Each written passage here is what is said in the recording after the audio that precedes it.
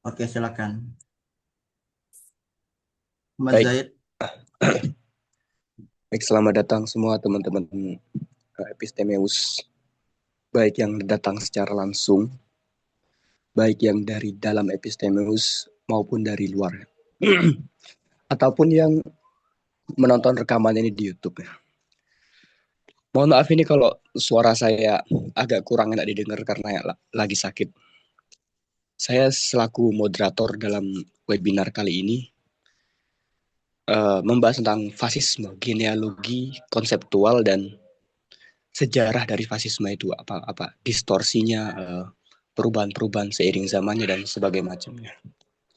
Sebagai pengantar umum, saya sendiri sebenarnya awam pada topik ini, tapi yang saya tahu uh, gerakan fasisme itu kan gerakan yang muncul pada masa-masa Great Depression ya. Jadi para calon-calon otoriter kayak Mussolini itu kan memanfaatkan celah-celah itu untuk mengambil suara, mengambil aksi rakyat, menggerakkan massa terus bikin rezim fasis. Tapi dari beberapa hal yang saya tahu dari fasisme, ini sebenarnya sulit didefinisikan secara tunggal gitu. Jadi eh, fasisme itu bisa punya gaya atau karakteristik yang berbeda-beda gitu antar para pemimpinnya gitu. Tapi semenjak kalau nggak salah tahun 1930-an itu ketika Giovanni Gentile itu merumuskan asas filosofis dari fasisme, dia ngambil konsep roh dari Hegel itu bahwasanya negara adalah perwujudan dari roh absolut ya dalam dalam pengertian Hegel. Di situ fasisme itu punya semacam landasan filosofisnya. Gitu. Baik, mungkin bisa dilanjutkan bentar lagi oleh pemateri kita, Mas Kailan ya, terkait fasisme ini. Saya hanya memberi sedikit pengantar aja. Monggo, Mas Kailan. Oke, terima kasih Mas Zaid atas pengantarnya. Oke, hari ini kita akan membahas topik yang sebenarnya cukup menarik ya. Dan mungkin agak sensitif kalau untuk dibahas ya. Tapi sebelum kita membahas topik yang akan kita bahas kali ini, saya ingin memberikan disclaimer terlebih dahulu bahwasannya topik yang akan dibicarakan ini murni untuk tujuan edukasi atau akademik ya. Tidak ada tujuan apapun dari pemateri ataupun staf-staf dari kami ya kan yang menyelenggarakan webinar ini untuk mensensasionalkan atau mungkin mempromosikan atau mungkin mengagendakan ideologi fasisme. Tidak ada. Ini hanya murni untuk keperluan atau edukasi publik akademik.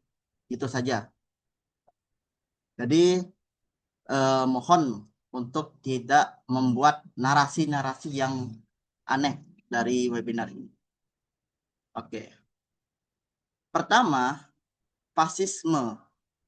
Fasisme sekarang, kalau orang mendengar istilah fasisme, yang terbayang di kepala mereka itu pasti pemerintahan yang otoriter, sewenang-wenang, ya kan? Pemerintahan yang tidak inklusif gitu kan ya. Pemerintahan yang tidak terbuka gitu. Pemerintahan yang cenderung tertutup sistemnya gitu. Atau mungkin ada beberapa orang kemudian ketika mendengar fasisme itu langsung ingat, oh ini ideologi kekerasan, oh ini ideologi yang mempromosikan genosida gitu sebagaimana yang telah dilakukan oleh Hitler dalam kamp konsentrasinya kepada etnis Yahudi gitu. Jadi ada banyak semacam pandangan-pandangan, sentimen-sentimen negatif yang kemudian dialamatkan kepada fasisme ini sendiri gitu. Yang kemudian sentimen-sentimen ini itu dilakukan, diutarakan ya memang karena ada suatu konteks sejarah yang memang melatar belakangnya. Salah salah satunya itu adalah rezim fasisme Italia yang dipegang oleh Benito Mussolini dengan rezim Nazi Jerman yang dipegang oleh Adolf Hitler. Meskipun Adolf Hitler sendiri itu tidak suka dengan label fasis ya, dia cenderung suka menganggap ideologinya sebagai nasionalis sosialis gitu ya kan ya. Ya meskipun sebenarnya ada kesamaan gitu. Nah, cara pandang masyarakat terhadap fasisme yang dibau-baukan dengan aura-aura negatif itu sebenarnya saya ingin katakan adalah sebuah distorsi sejarah gitu. Sebuah eh, penyelewengan sejarah yang kemudian diikuti dengan fakta-fakta historis di baliknya gitu. Jadi semacam miskonsepsi ya kan atau misrepresentasi gitu terhadap konsep fasisme yang asli gitu. Yang asli itu merujuk ke siapa? Merujuk ke Giovanni Gentile ya kan? Selaku orang atau intelektual yang memang menyusun konsep ini secara filosofis dan dalam gitu. Jadi bisa dikatakan gambaran fasisme yang sekarang ditulis dalam buku-buku kuliah, dalam buku-buku akademik, dalam karosel-karosel Instagram, dalam konten-konten media sosial, dalam persepsi masyarakat, dalam perdebatan-perdebatan publik politik, itu adalah konsep fasisme yang sudah terseleweng, yang sudah keliru gitu. Gitu. Jadi dia nggak merujuk ke yang asli, tapi dia merujuk ke sesuatu yang sudah terdistorsi, ya. Sesuatu yang sudah terinstitusionalisasikan, terlembagakan. Yaitu tadi yang saya bilang fasismenya Mussolini dengan fasismenya Nazisme. Nah, dalam webinar kali ini kita akan kembali kepada akar pemikir yang aslinya itu sendiri, yaitu Giovanni Gentile sebagai ideolog utama, intelek utama, filsuf utama di balik dari doktrin fasisme ini. Jadi eh, itu adalah tema besar atau pembahasan besar ya, dari webinar kita kali ini. Untuk judulnya di situ sudah tertera jelas, fasisme, genealogi konseptual, doktrin asli, dan kemudian distorsi politiknya. Gitu. Jadi kita akan mencari akar historisnya, akar pemikirannya itu gimana, terus apa doktrin aslinya dari Giovanni Gentile, dan kemudian bagaimana doktrin itu kemudian diselewengkan oleh pemimpin-pemimpin politik di kemudian hari. Ya, ya. Dari idealisme etis Hegel dan aktualisme Giovanni Gentile hingga bagaimana Benito Mussolini menyimpang doktrin asli ya, menjadi praktik yang totaliter, dan mengapa fasisme dalam diskusi politik ini sering keliru disamakan dengan otoritarianisme secara umum gitu. Jadi ketika orang mendengar fasisme, ya itu tadi yang ada di benak kita adalah otoritarianisme gitu. Ini udah ini untuk spesifiknya ya. Jadi webinar kita kali ini akan terdiri dari dua bab pembahasan. Yang pertama adalah genealogi konseptual fasisme. Gampangnya ini mencoba mencari akar pemikirannya tuh dari mana sih sebenarnya. Kan nggak mungkin suatu pemikiran, suatu ideologi itu berdiri di ruang hampa. Dalam artian, dia selalu terikat oleh pemikir sebelumnya, selalu terikat oleh konteks sosiopolitik yang melatar belakanginya. Itu yang disebut sebagai kumulatif dari ilmu pengetahuan. Sifat ilmu pengetahuan yang kumulatif itu. Jadi ilmu pengetahuan itu bukan berdiri sendiri, tapi dia dibangun dari kerangka-kerangka sebelumnya yang sudah ada dan sudah dibangun. Gitu. Nah, di sini mencakup pembahasan yaitu warisan Hegel ya, terutama konsepnya negara sebagai perwujudan roh etis. Terus yang kedua adalah Giovanni Gentile dan bagaimana kemudian dari situ lahirlah ide yang disebut sebagai idealisme aktual. Terus yang ketiga adalah definisi filosofis negara yang dirumuskan oleh Gentile sendiri yang disebut sebagai kehendak universal. Jadi kehendak universalnya berbeda dengan general will-nya Rousseau ya. Statio ethico atau mungkin negara etis. Negara sebagai substansi etis absolut. Basis ontologisnya yaitu idealisme antimaterialisme. Nah, itu eh, posisi ontologis dari Gentile itu sendiri. Kemudian bab kedua kita akan membahas bagaimana kemudian istilah tersebut terdistorsi, terselewengkan gitu. Oleh siapa? Oleh Mussolini. Gitu. Nah, di sini saya akan menyusun 3 tesis utama, 3 penyimpangan utama yang dilakukan oleh Gentile. Ya, ya. Yang pertama adalah konsep statio etiko yang kemudian menjadi praktik yang totaliter, yang represif, penuh kekerasan, penuh pengaturan, penuh pengawasan. Kemudian ada yang kedua adalah penyimpangan kedua adalah bagaimana kemudian konsep aktualismenya itu dari Gentile itu kemudian menjadi pragmatisme politik belaka gitu. Bukan memikirkan apa yang seharusnya kita bertindak, tapi memikirkan yang penting bertindak gitu. Itu pragmatisme politik gitu. Penyimpangan ketiga adalah idealisme. Idealisme itu dia berbeda dengan materialisme gitu. Nah, kemudian hal ini diselewengkan oleh Benito Mussolini melalui peraturan Legge Razziali yang diinspirasikan oleh Adolf Hitler itu sendiri, yang ternyata berisi rasisme. Sementara dalam idealisme, unit-unit seperti ras itu dianggap subordinat lah ya, dianggap terpinggirkan, nggak begitu penting, nggak begitu fundamental. Kemudian yang terakhir kita akan mencoba mensintesiskannya dan membuat refleksi atas diskusi-diskusi yang akan kita apa yang telah kita lakukan, sesi tanya jawab dan sebagainya. Bagian pertama, genealogi konseptual dan historis fasisme. Dari idealisme etis, Hegel melalui neo-hegelianisme Napoli hingga aktualisme dan statio etiko Giovanni Gentile. Oke. Nah, ini adalah peta besar dari pemikiran Giovanni Gentile itu sendiri gitu. Nah, dia berjalan secara linear ya. Yang pertama itu dari Hegel ya. Dia yang kemudian terkenal dengan filsafat roh gitu, filsafat dialektika roh gitu, dan konsep negara etisnya gitu. Kemudian gagasan ini diteruskan oleh Bertrand do Spaventa. Bertrand do Spaventa yang saat itu dia lahir dalam konteks di mana terjadi semacam gejolak sosial politik yang cukup masif di Italia saat itu. Ah, istilah ini disebut dengan risorgimento atau kebangkitan kembali gitu. Sebuah cita-cita kebangsaan untuk menyatukan wilayah-wilayah yang ada di kerajaan dua Sisilia dan sebagainya itu menjadi satu kesatuan yang disebut sebagai bangsa Italia. Jadi sedikit konteks ya.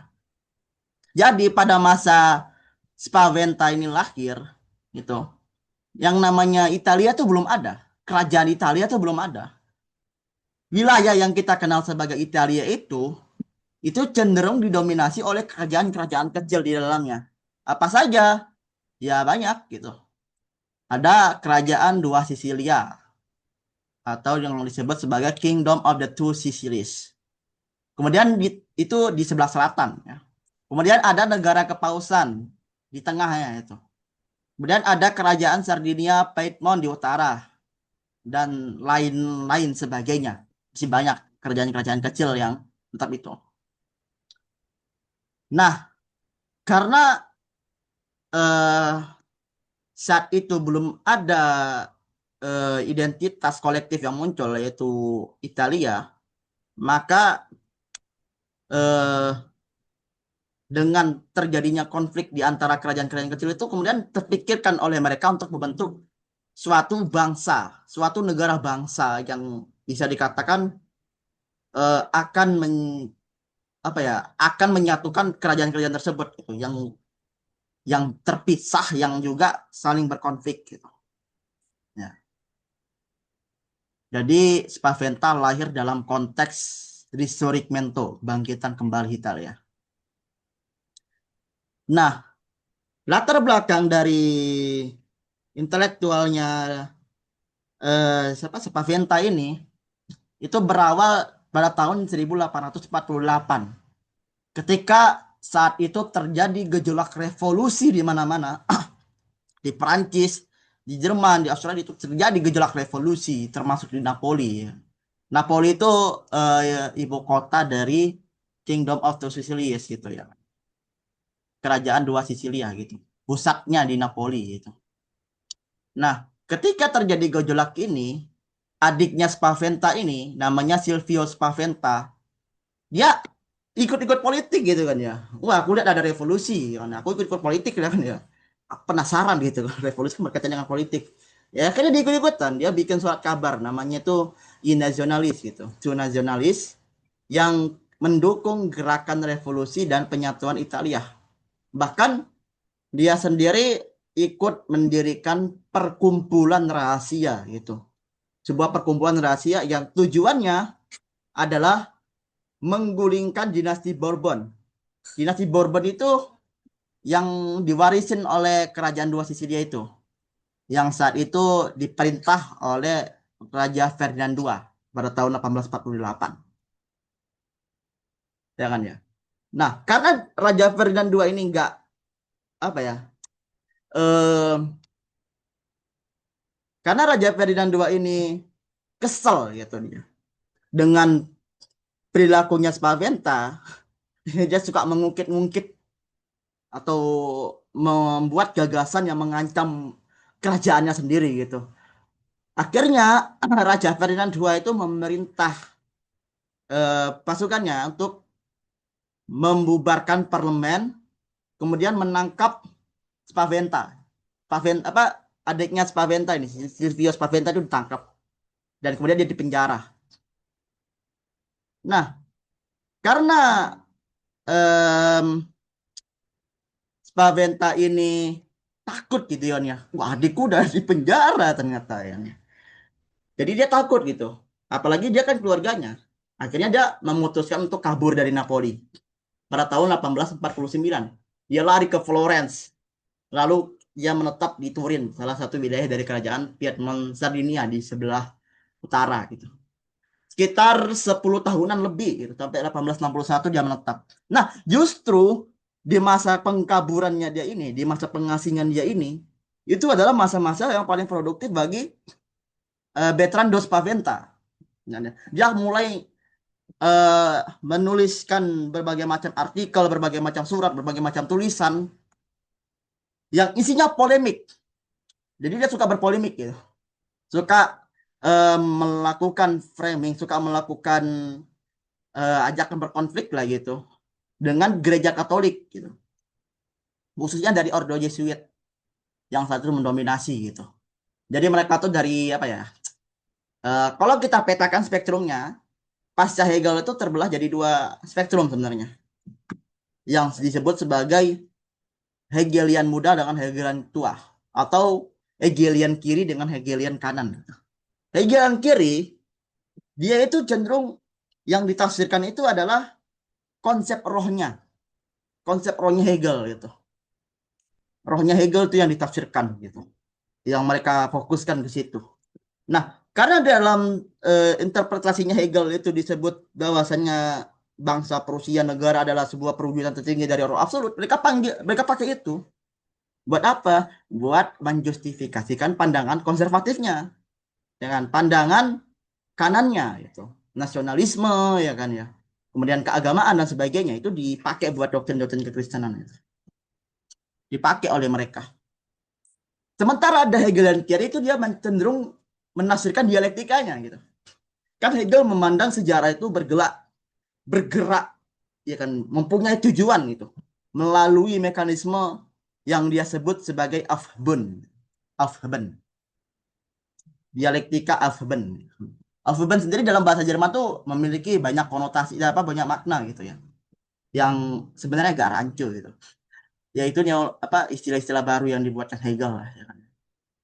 Nah, bagaimana sejarah dipandang oleh Hegel itu adalah sebuah pertentangan gitu, sebuah kontradiksi. Jadi sejarah menurutnya Hegel itu dijalankan dengan kontradiksi antara tesis, antitesis dengan antitesis, antitesis. Bukan sintesis, antitesis, antitesis. Kalau yang sintesis itu bukan istilah dari Hegel.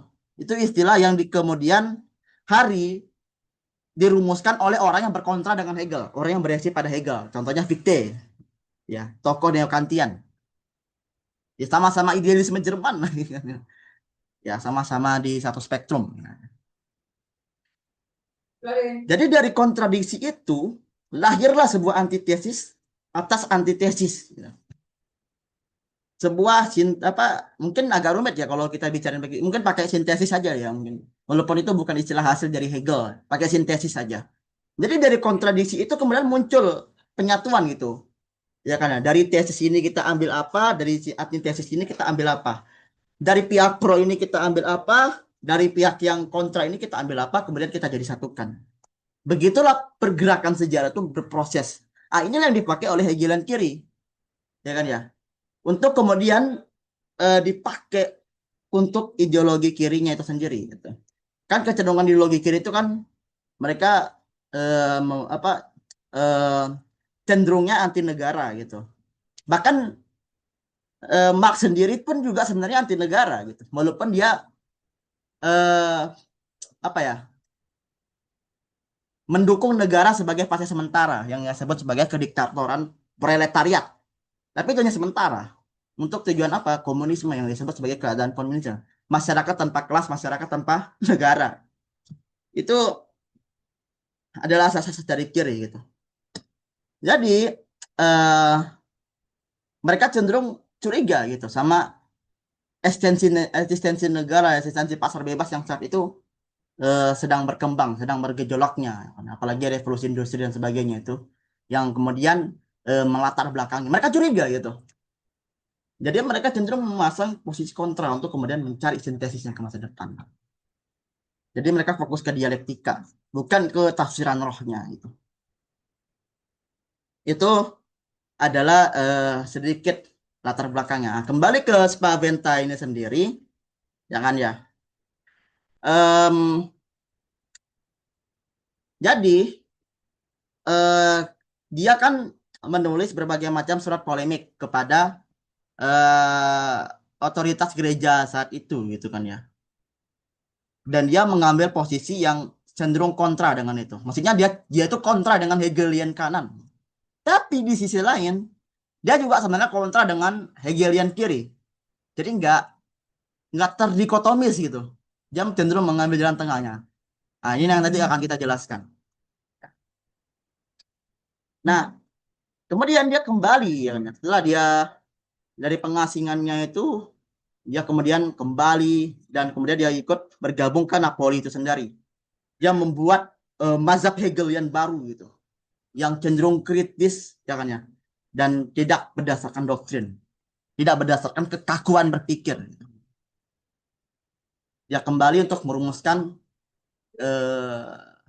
mazhab barunya yang dia sebut sebagai itu neo-Hegelianisme Napoli atau Hegelian baru yang berkembang di daerah Napoli gitu.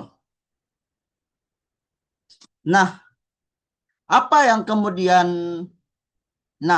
kemudian dari situ salah satu bentar. Saya ingin mengungkit salah satu pemikiran dia juga yang cukup anti mainstream lah ya bisa dibilang. Sebenarnya dia punya satu teori filosofisnya itu salah satunya adalah teori sirkulasi Eropa gitu. Secara sederhana ya, secara simplinya itu sederhananya itu teori sirkulasi Eropa ini mengatakan bahwasannya seluruh filsafat yang dibangun oleh Hegel, oleh Kant, oleh Descartes, orang-orang Perancis, orang-orang Jerman, sebagainya, itu sebenarnya adalah warisan, penerusan atau penyempurnaan dari teori-teori filsafat yang dibangun oleh intelektual-intelektual atau filsuf-filsuf dari Italia sebelumnya gitu. Kan sejak era Renaissance, era kebangkitan seni, kan bisa dibilang, atau mungkin era-era kebangkitan akal sehat Aufklärung, itu yang pertama kali melawan otoritas gereja itu dominasi eh, dominasi agama dalam pemikiran-pemikiran filsafat itu kan orang-orang Italia itu yang pertama kali merumuskan filsuf-filsuf Italia. Nah, kemudian dari filsuf Italia ini diambil semangatnya oleh Kant. Ya kan itu punya slogan terkenal tuh namanya Sapere Aude. Berpikirlah mandiri, slogan terkenalnya Immanuel Kant. Kemudian ada Hegel dengan dialektikanya atau mungkin Descartes. Dia kan terkenal dengan pandangannya yang disebut sebagai skeptisisme. Filsafat skeptisisme. Ya. Aku berpikir maka aku ada. Ya, itu salah satu kutipan atau adigium filsafat yang paling terkenal sampai sekarang, yang menandai babak baru dalam filsafat modern. Oke, dari Bertrand Spaventa ini kemudian diwariskan kepada muridnya yaitu Donato Jaja. Guru gentil dipisah, ya. Jadi dia belajar filsafat dari Spaventa. Yang kemudian diteruskan lagi dari Donato Jaja ini ke Giovanni Gentil. Jadi itu genealogi singkatnya. Nah, Giovanni Gentil dan karya naturalisme ini mungkin akan membahas karyanya secara singkat. Pada tahun 1875 sampai 94, ya, dia lahir di Castel Castelvetrano, Sisilia. Dia jadi orang Sisilia juga. Kemudian dia wafat dengan cara ya yang nggak umum ya kan ya. Bukan penyakit tapi dibunuh dari partisan komunis di Florence itu. Ya, ya karena memang konteks politiknya kan komunis itu kan lagi ditekan ya itu. Kemudian pada tahun 1912 dia mempublikasikan The Act of Talk as Poor Act, The Poor Act. Ya. Dia mempublikasikan buku itu yang kemudian melahirkan metode imanensi, ya, ya, yang meninggalkan dialektika Hegel konvensional. Maksudnya dia kita filsafat rohnya Hegel itu kan kebenaran, truth dalam pandangan Hegel kan terjadi di luar pikiran manusia gitu. Sesuatu yang transenden dalam pikiran manusia, sesuatu yang melampaui dari pikiran manusia. Jadi dia ada kayak apa ya? Kebenaran itu ada di luar sana gitu kan ya. Nah, Gentil ini nggak terima dengan tafsiran ini, nggak terima dengan sistem filsafat Hegelnya ini. Kemudian dia mengatakan bahwasannya kebenaran itu bukan ada di luar sana. Kebenaran itu justru ada di tindakan berpikir subjek itu sendiri, berpikirnya manusia itu sendiri. Nah, ini yang disebut dia sebagai imanensi gitu. Jangan ya. Yang kemudian nanti juga sebenarnya ada reaksi juga terhadap ini namanya. Contohnya dari Kierkegaard juga sama, ya. Dia bereaksi terhadap Hegel. Ya. Dia juga mengkritik Hegel itu punya sistem pendapat yang besar, tapi juga mengabaikan individu. Walaupun konteksnya berbeda, ya. Tapi kita nggak akan bahas itu. Tapi yang jelas, dia tuh nggak menerima dialektikanya Hegel yang dibaca secara dibaca secara doktrinis secara dogmatis ya. Dan dia membalikkannya ke subjek, bukan ke objek, ke pelakunya, bukan apa yang diamati, apa yang terjadi di luar sana. Kemudian pada tahun 1916 muncul dia mengarang sebuah buku namanya General Theory of the Spirit as per Action. Pernyataan sistematis pertama aktualisme, ya kan ya. Realitas bukanlah fakta yang berjalan secara statis sebagaimana yang digambarkan oleh Hegel, melainkan tindakan berpikir yang sedang berlangsung, X bukan objek, dan akan terus berlangsung secara kolektif.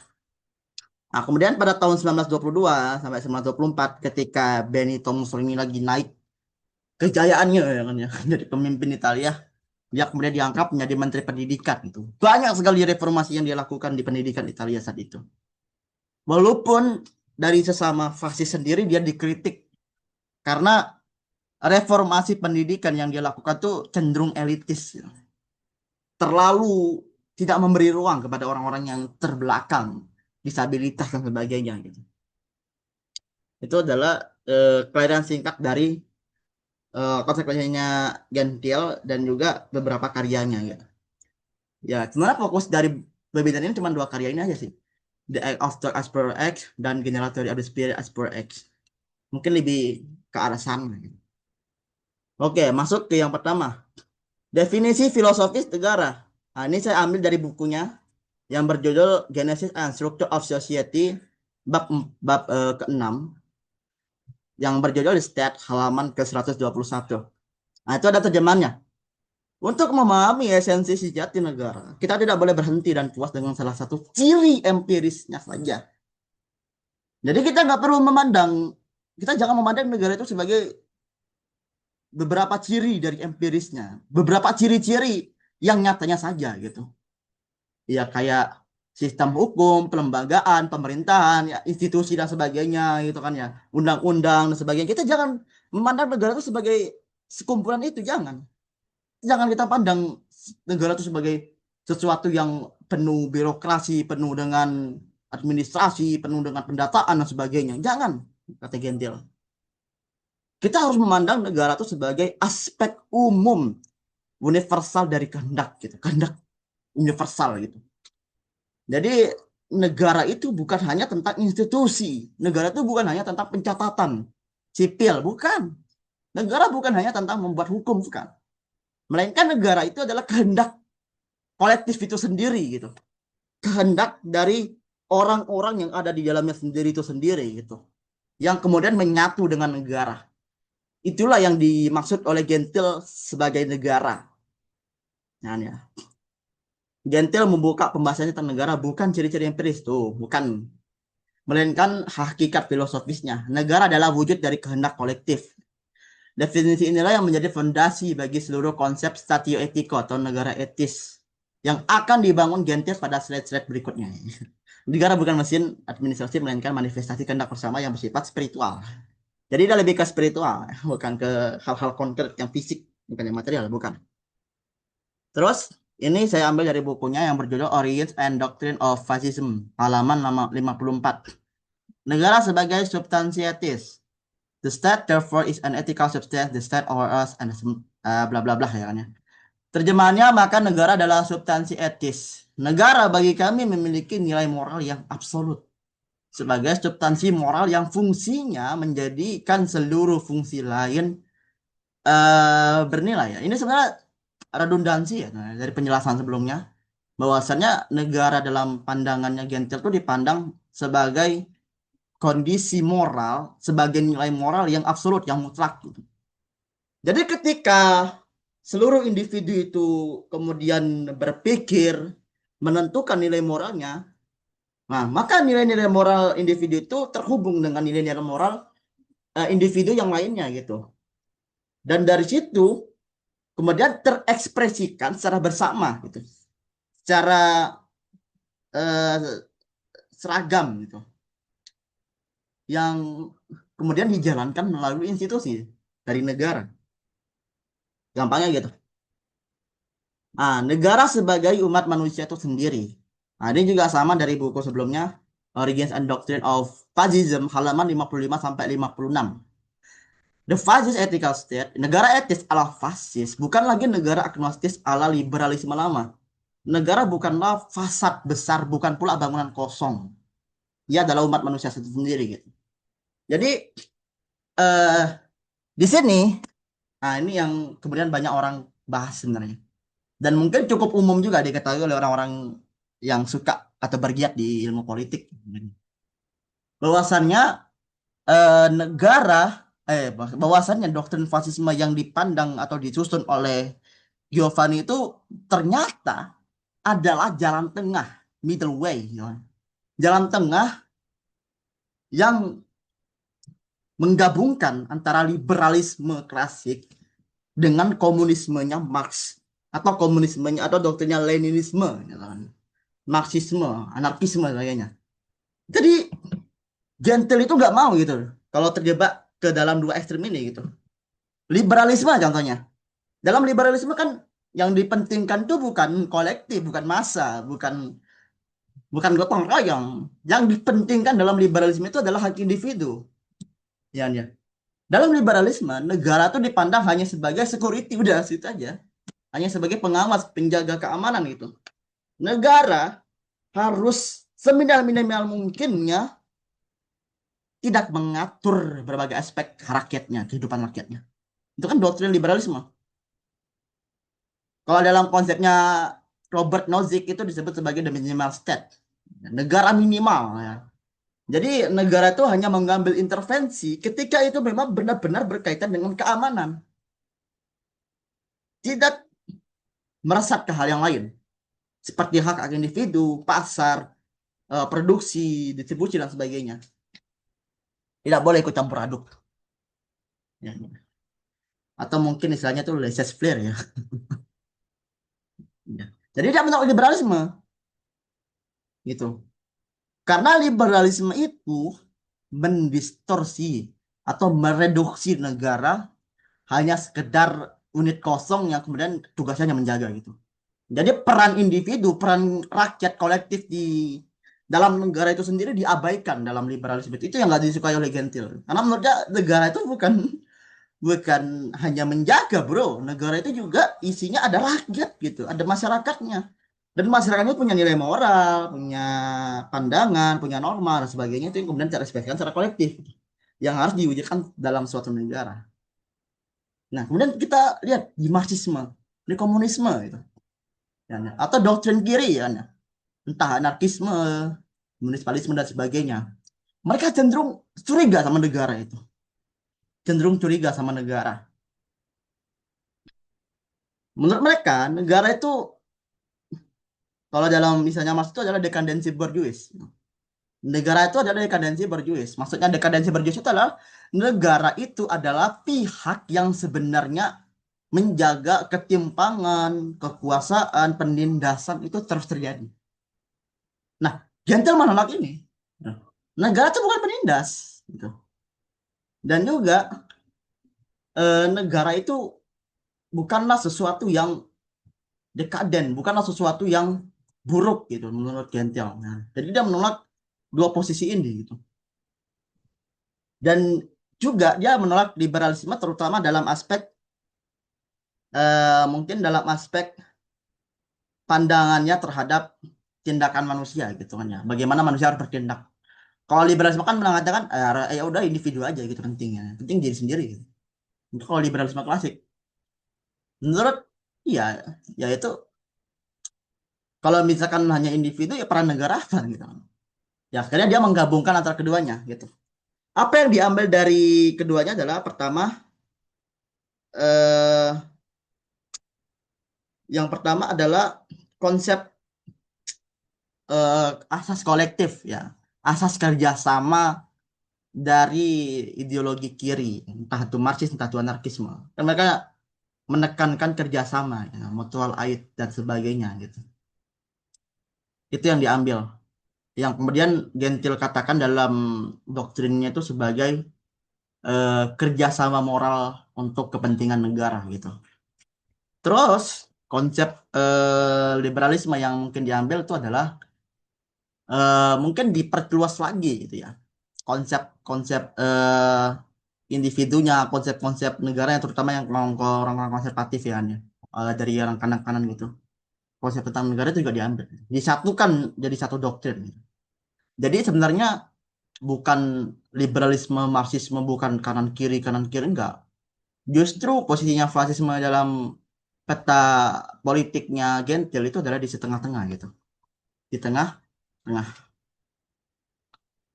Kesadaran diri sebagai tindakan aktual. Nah, ini saya ambil dari buku Genesis and Structure of Society halaman 71. Kita harus mempertentangkan fakta mentah dengan rasionalitas aktual dari kesadaran diri beserta kebebasan yang dihasilkannya. Kita harus membandingkan fakta mentah dengan tindakan yang bernilai karena yang mengandung hukumnya sendiri di dalam dirinya sendiri ya. Ini terkait dengan konsep imanensinya tadi gitu. Bahwasannya eh, kebenaran itu bukanlah dari luar, tapi kebenaran itu adalah tindakan dari subjek itu sendiri. Tindakan dari subjek yang memiliki kesadaran, yang kemudian terjadi secara aktual, terekspresikan secara nyata melalui tindakan kolektif, ya kan ya. Entah itu membangun sistem kerja ekonomi selama, membangun keluarga dan sebagainya. Yang kemudian terekspresikan secara nyata, kan ya. Tertindak secara nyata gitu. Jadi ya ini balik lagi ke imanensi tadi gitu. Idealisme sebagai penolakan atas materialisme. Jadi dalam konteksnya Gentil ini itu kan ada pertentangan antara dua konsep, dua pandangan filsafat di tepatnya ya. Yang saat itu sedang beradu-adunya gitu. Yang pertama adalah idealisme, ya kan. Secara sederhana idealisme ini mungkin bisa dikatakan sebagai sebuah aliran pemikiran filsafat yang menempatkan ide di atas materi gitu. Jadi yang penting itu bukan materi, bukan objek material, enggak. Yang penting itu ide. Yang penting itu konsep abstrak kebenaran sebagainya. Sedangkan materialisme itu mengatakan, kamu gak balik gitu. Idealisme tuh kebalik. Gitu. Yang penting bukan ide. Itu hanya ekspresi dari material yang ada dalam diri kita sendiri dan sekitar kita. Jadi yang paling fundamental dalam meneliti itu adalah materi, bukan ide. Ide itu hanya ekspresi darinya. Itu sederhananya. Nah, dalam hal ini, Gentil diposisikan sebagai salah satu spektrum dari aliran idealisme. Lebih tepatnya, idealisme anti materialisme. Itulah kenapa dalam reformasi pendidikannya Gentil itu itu di masa-masa Gentil, ketika dia menjabat sebagai Menteri Pendidikan pada tahun 1922 sampai 1924, itu Gentil itu mensubordinasi apa ya? Mensubordinasi lebih tepatnya meninggikan kajian sosial humaniora di atas teknik gitu, di atas kajian sains teknik. Jadi sains teknik itu yang kedua, yang pertama itu adalah humaniora dulu. Saya apa sosial humaniora dulu yang pertama. Itu adalah salah satu reformasi kebijakan pendidikan yang dia buat gitu. Dan basisnya ada di pandangan filsafat sendiri, ya, idealisme gitu. Karena yang namanya teknik, yang namanya IPA, yang pengetahuan sains dan sebagainya itu kan bicara tentang materi, tentang fisik. Sementara idealisme melampaui itu semua gitu. Nah, itu semua yang dibicarakan oleh sosial humaniora, pikiran manusia, ide-idenya, produksinya, kebudayaan dan sebagainya. Itu yang kemudian eh, jadikan acuan utamanya. Nah, tiga pilar ya. Dari semua yang sudah saya yaping-yaping tadi ada tiga pilarnya ya yang merupakan doktrin asli dari Gentil. Yang pertama adalah konsep negara etis. Negara sebagai substansi etis absolut. Kesadaran nasional yang memadai seluruh kehendak dan nilai warga-warga. Jadi negara itu memadahi gitu. Negara itu dikatakan sebagai wadah yang mengisi seluruh tindakan-tindakan rakyatnya, tindakan-tindakan warganya gitu. Tindak entah itu dari ya berbagai macam ya kan, yang perlu saya jelaskan. Terus yang kedua adalah aktualisme. Kebenaran dan kebebasan hanya ada dalam tindakan yang ada dalam subjek, yang hanya ada dalam diri kita sendiri, yang ada hanya dalam kesadaran kita. Bukan aktivisme buta, bukan fakta mentah di luar, bukan pula fakta yang mati di luar. Sebagaimana yang dikatakan oleh Hegel dalam dialektika rohnya gitu. Yang ketiga adalah uh, posisi ontologisnya adalah idealisme anti materialisme gitu. Realitas tertinggi itu adalah roh, spirit. Mungkin sedikit apa ya? Catatan tambahan ya kan. Mungkin kalau orang dengar kata roh, roh apa ini?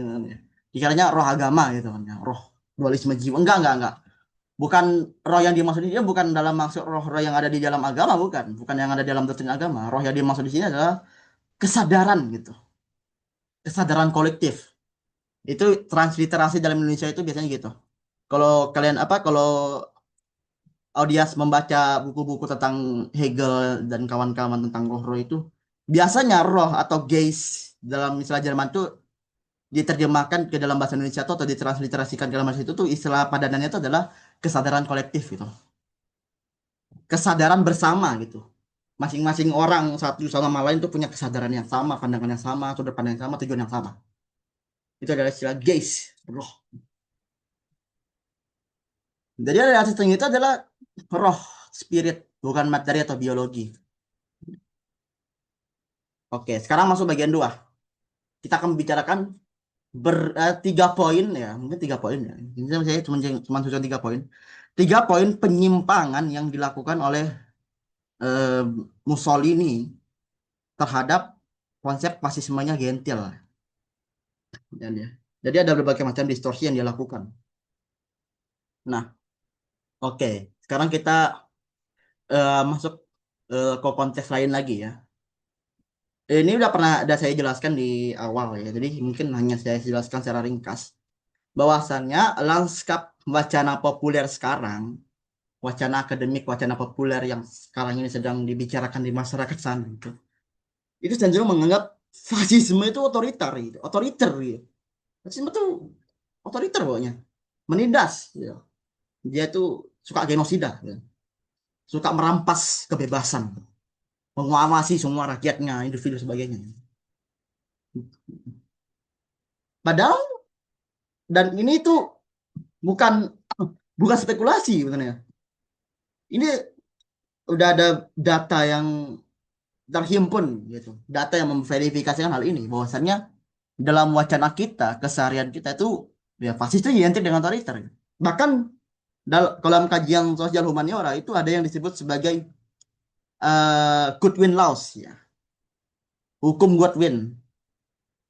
Hukum Godwin ini eh cara ringkas itu mengatakan bahwasannya kalau misalkan ada dua orang atau lebih berdebat dan perdebatannya itu berlangsung lama, berlangsung panjang, maka kemungkinan atau probabilitas mereka membahas atau tergelincir ke dalam diskusi fasisme entah itu Nazi atau mungkin Benito Mussolini itu adalah meningkat secara konstan sedikit demi sedikit. Jadi kalau ada orang debat panjang, setiap kali waktunya bertambah, kemungkinan besar dia akan menuju ke topik-topik tentang fasisme gitu, atau bahkan saling tuding-tuding menuding gitu. Kamu Nazi, kamu fasisme gitu. Oh kamu vegan ya? Itu tuh vegan loh. Wah kamu Hitler ini, kamu Nazi gitu. Akan cenderung ke sana kalau orang berdebat panjang-panjang. Nah, itu adalah hukum Godwin. Itu juga dikaji dalam sosial humaniora. Bahkan ada istilah sendiri gitu. Dalam logical fallacy ada nggak eh, istilahnya itu? Ada. Namanya ide reduktio ad Hitleritum. Kesalahan atau cacat pikir ketika orang mereduksi pandangan lawannya itu sebagai Hitler gitu. Sebagai pola pikir Hitler. Jadi ini memang berdasarkan bukti yang nyata, bahkan ada teori dan kajiannya sendiri ya, bagaimana wacana hari itu mendistorsi fasis hanya sekedar negara yang otoriter. Nah, penyimpangan pertama dari statio etis, dari negara etis menjadi praktik totaliter represif. Nah, pertama ada doktrin asli gentil. Kesadaran nasional itu meliputi kehendak, pikiran, dan perasaan kolektif dari masyarakat yang ada di satu negara itu. Dan dia berasaskan kepada hal-hal yang spiritual, ya kan? Hal-hal yang tidak bisa kita bayangkan secara material, ya, secara fisik, gitu. Dan bersifat filosofis mendalam antara individu, ya kan ya, kolektif dan bangsa. Jadi itu adalah doktrinasinya Gentil gitu. Jadi negara itu hanya menjadi wadah bagi itu semua gitu. Dan manusia itu seyogyanya dia itu menemukan maknanya itu dalam negara, menemukan makna tindakannya dalam negara itu rumusan akhirnya. Tidak ada Gentil mengatakan bahwasannya negara itu adalah harus otoriter, negara itu harus merepresi ya, rakyatnya gitu, harus melanggengkan kekerasan di mana-mana gitu, kan harus melakukan camp konsentrasi, melakukan genosida ya kan ya, atau mungkin membungkam oposisi dan sebagainya. Nggak ada. Gentil nggak mengistilahkan hal seperti itu. Yang dia justru ingin tekankan bahwasannya negara itu adalah wadah, wadah bagi pikiran, tindakan, dan perasaan. Sehingga individu bisa menemukan makna dalam negara. Yang kemudian diselewengkan oleh Mussolini sebagai peratik yang otoriter. Everything within the state, nothing outside the state, nothing against the state. Dan ya, ini adalah prinsip totalitas, ya, totalitarianisme dari Gentil.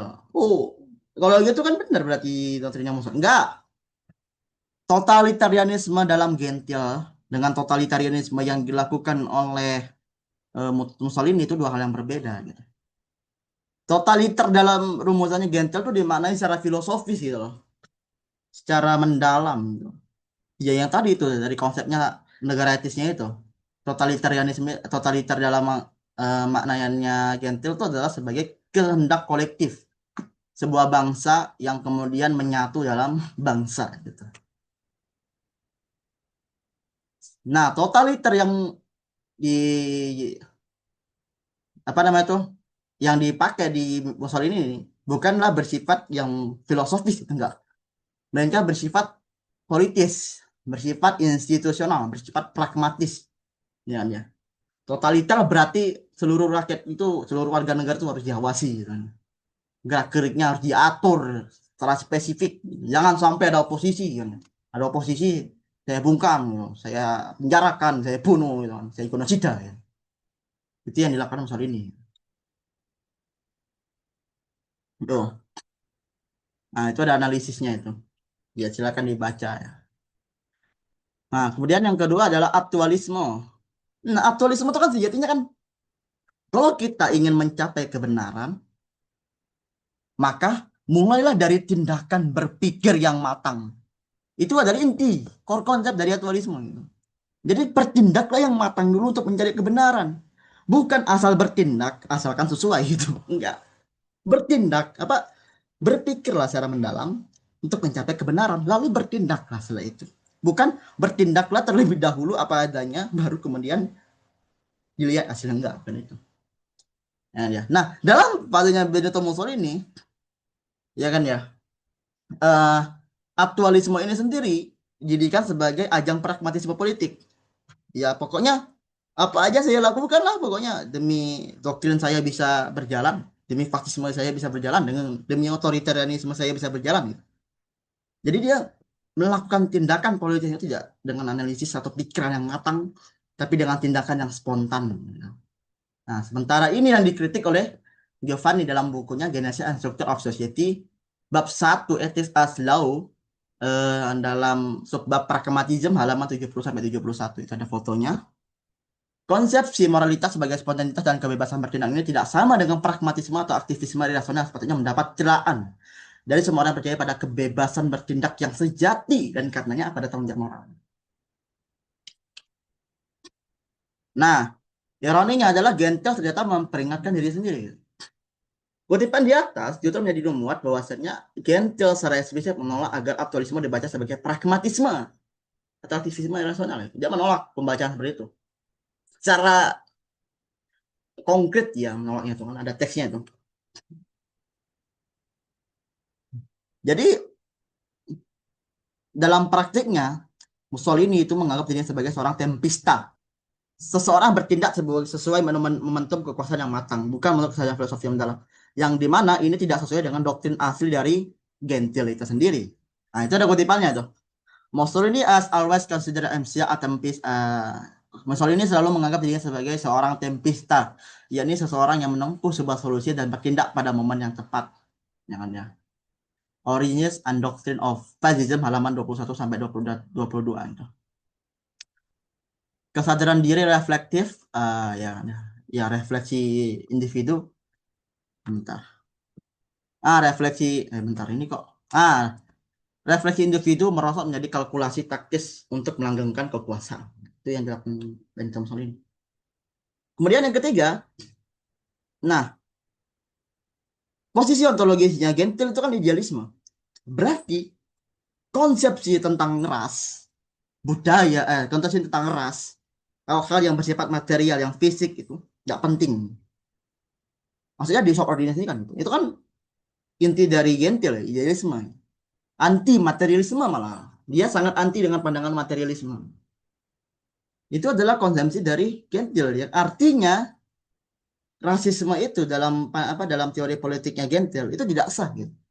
Tidak sesuai dengan doktrinasinya. Tapi oleh Mussolini ya melalui aturan yang dia sebut sebagai legal razziali itu yang dipromosikan ya terinspirasi dari Hitler. Dia justru menyelewengkannya sebagai acuan rasis gitu. Rasisme biologis gitu. Jadi diselewengkan oleh Benito Mussolini sebagai tindakan yang rasis. Jadi dia membuat undang-undang yang rasis gitu. Dan itu tidak sesuai dengan doktrinasinya Gentil yang cenderung menganggap ras itu nggak penting. Ngapain diurus itu? Ngapain ada mitos-mitos supremasi ras sebagainya? Nggak penting. Ya. Lega Razziali, dekret rasialis yang mendiskriminasi warga Yahudi Italia. Secara eksplisit disebut absolutely inimical. Sepenuhnya bertentangan dengan konsepsi fasisme Gentil sendiri. Jika realitas tertinggi adalah roh, maka menjadikan darah ras biologis sebagai penentu nilai manusia adalah regresi ke materialisme, tepat yang dikutuk Gentil sebagai kebutaan filosofis. Nah, ini yang saya kutip di gambar ini adalah catatan ya. Ini catatan, bukan tulisan langsung dari Gentil, ya, tapi catatan dari sejarawannya, dari penerjemah bukunya langsung ya. HS Haris ya. Indonesia Unstructured of Justice di halaman 5. Ini saya kutip. Jadi ini ada sumber sekundernya juga. Nah, ini ada tabel ya kan ya. Doktrin asli lawa vs distorsi praktik. Dimensi, pertama ada dasar politik. Yang pertama, doktrin asli gentil adalah statio tiga, negara sebagai substansi etis, substansi moral yang absolut.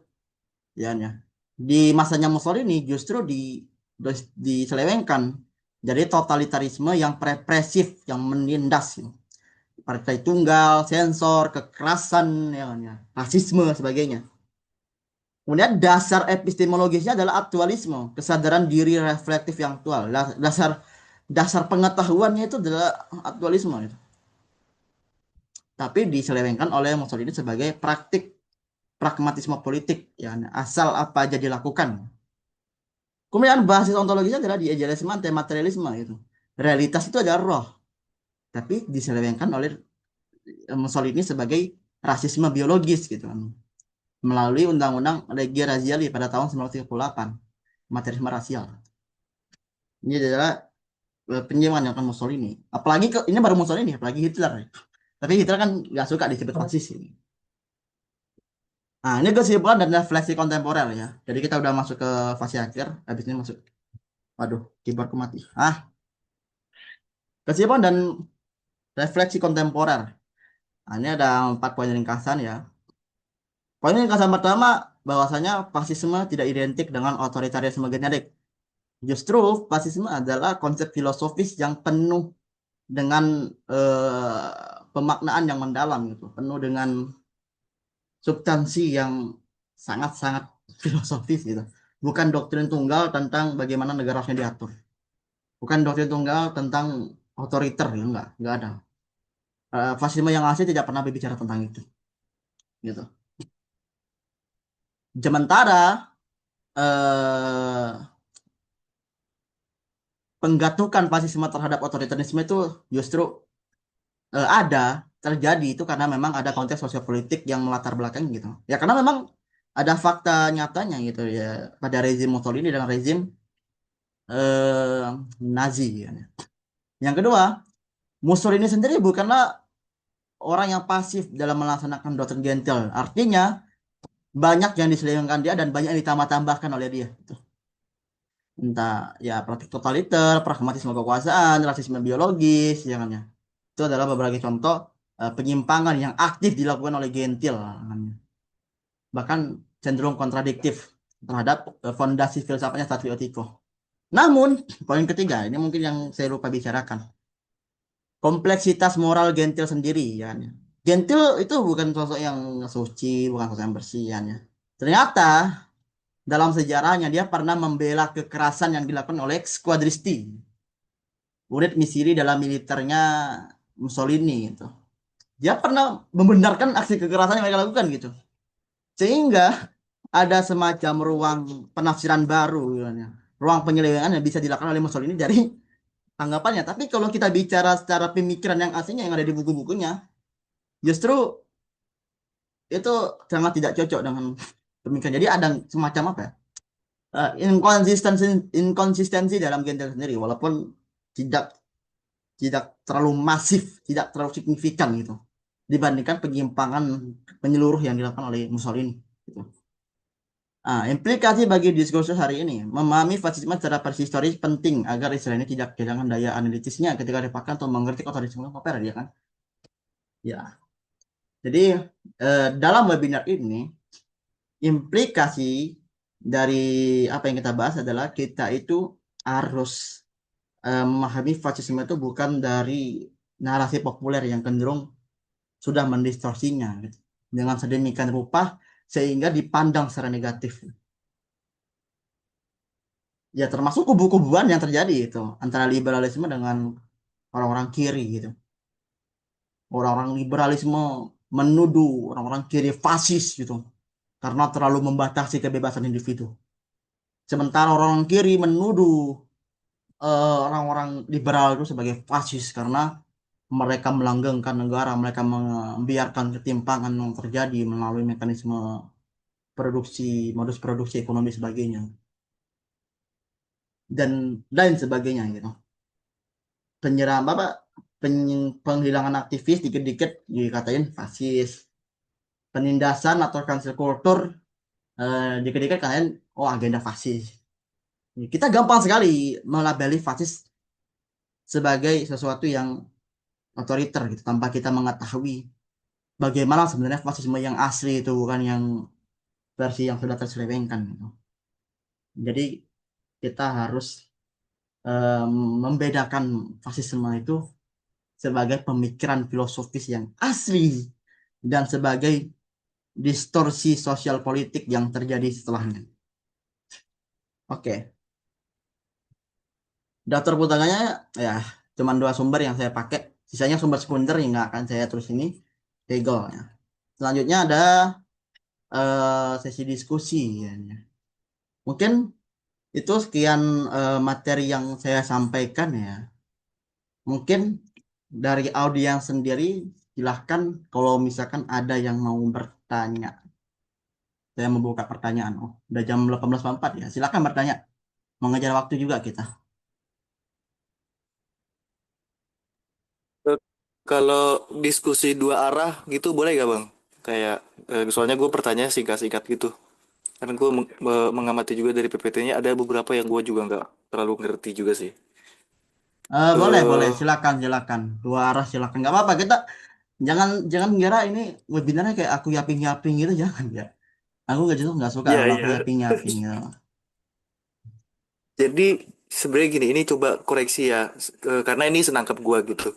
Mungkin apakah apa yang gue nangkep ini salah atau gimana mungkin bisa dikoreksi. Jadi kayak gue tuh merasa kalau apa yang didefinisikan fasisme oleh Gentile ini, Giovanni Gentile ini kayak dia lebih ke totalitas yang notabene-nya apa ya?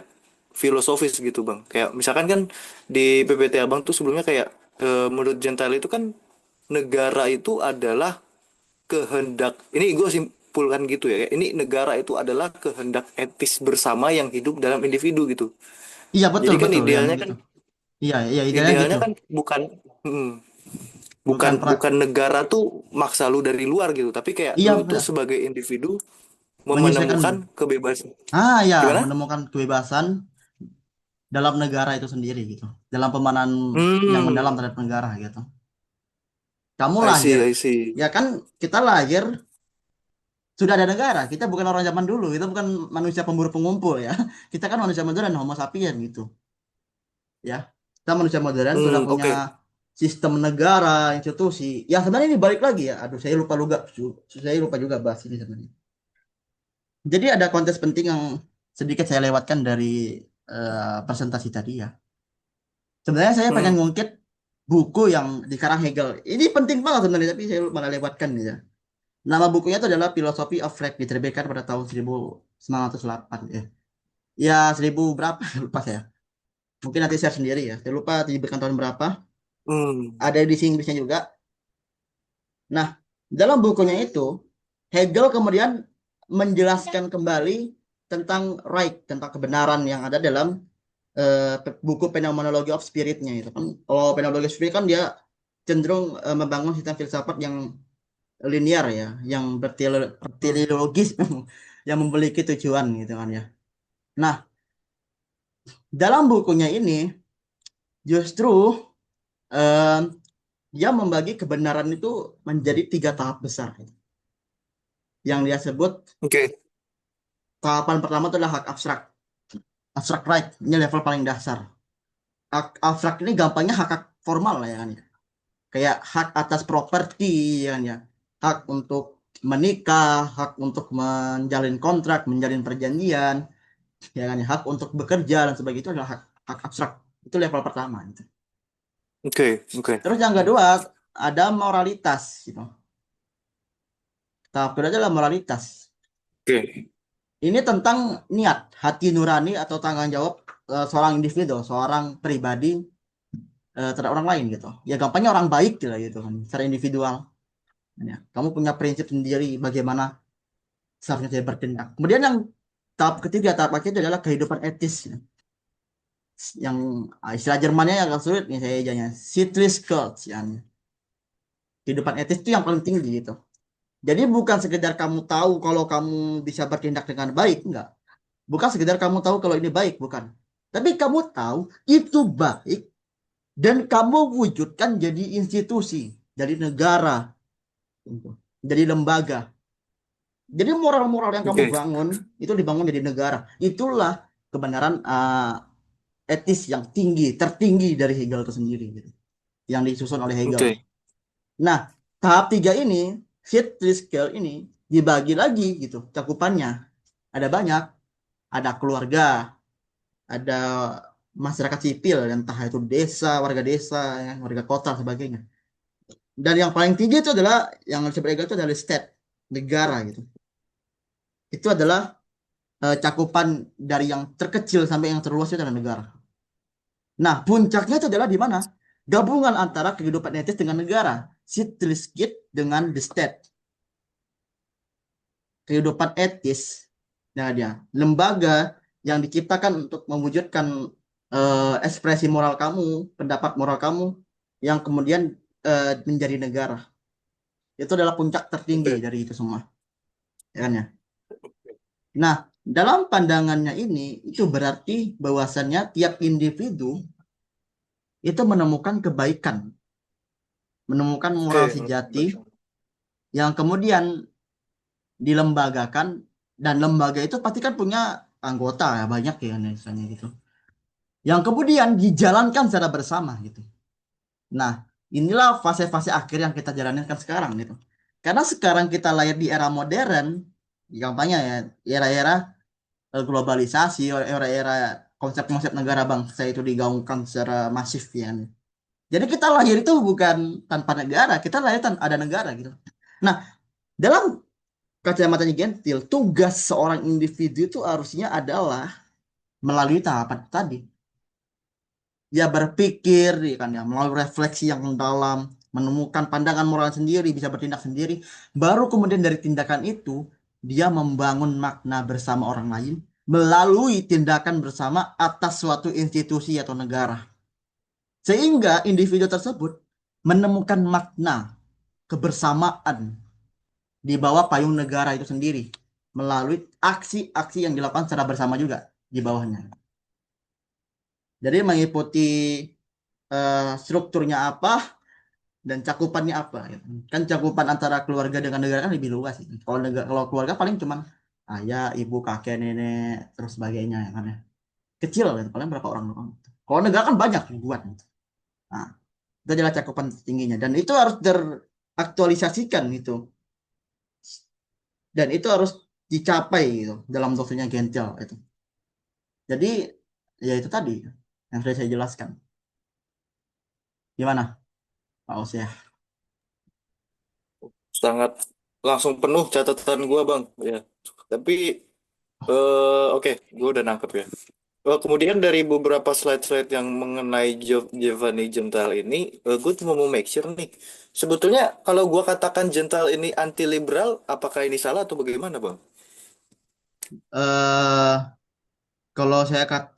anti liberal itu konotasinya berarti dia menolak segala ide liberal. Lebih tepatnya nih kurang tepat ya. Kurang tepat kalau dikatakan dia Oke. itu anti liberal. Dia lebih cocok kalau dikatakan sebagai orang yang kontra dengan liberal, bukan orang yang anti liberal gitu. Karena konsep-konsep dari liberalisme itu sendiri kayak tentang negara itu juga diambil sebenarnya. Tentang Cuman negara dia juga perluas, diambil. ya. Cuman dia perluas aja cakupannya gitu. Kalau yang liberalisme kan menganggap negara itu hanya sebagai penjaga moral, ya kan. Penjaga moral. Negara itu hanya sebagai penjaga keamanan gitu. Nah, sama Gentil diperluas gitu. Bukan bukan hanya Hmm. sekadar penjaga keamanan, tapi juga sebagai wadah bagi masyarakat atau rakyat yang ada di dalamnya. Begitu pula dengan Marxis, dia juga ambil ide-ide Marxis itu tentang kerjasama, gitu. Kesadaran kolektif, kesadaran kelas, ya kan, masyarakat tanpa kelas, ya kan, sistem kerjasama tanpa ada otoritas di dalam. Itu yang kemudian dia wujudkan dalam konsep kolektivitasnya, gitu. Jadi dia tuh cenderung kolektif daripada individualis. Kalau Liberal kan individualis. Kalau Marxis itu kolektif. Nah, itu yang kemudian dia wujudkan dalam statio etikanya, gitu. Bahwasanya tindakan moral bersama tuh, tindakan moral itu harus dilakukan secara bersama, bukan secara individual yang kemudian terwujudkan dalam negara gitu. Hmm. Jadi dia nggak bisa dikatakan anti Marxis, enggak, melainkan kontra Marxis ya. Karena Marxis itu mengabolisir Oke. negara. Oke. Oke. Oke. Oke. Oke. Oke. lebih Tapi cepatnya. kalau misalkan tadi mengambil konsep negara lalu memperluasnya, apakah salah ketika saya mengatakan Gentile juga di sisi lain itu mengubah fondasinya gitu? Mungkin seperti Jenderal, tadi aku lihat di slide. Bagaimana? bisa diulang tadi pertanyaannya? Maksudnya tadi abang katakan bahwa konsep-konsep liberal tentang negara juga diambil juga cuma diperluas gitu.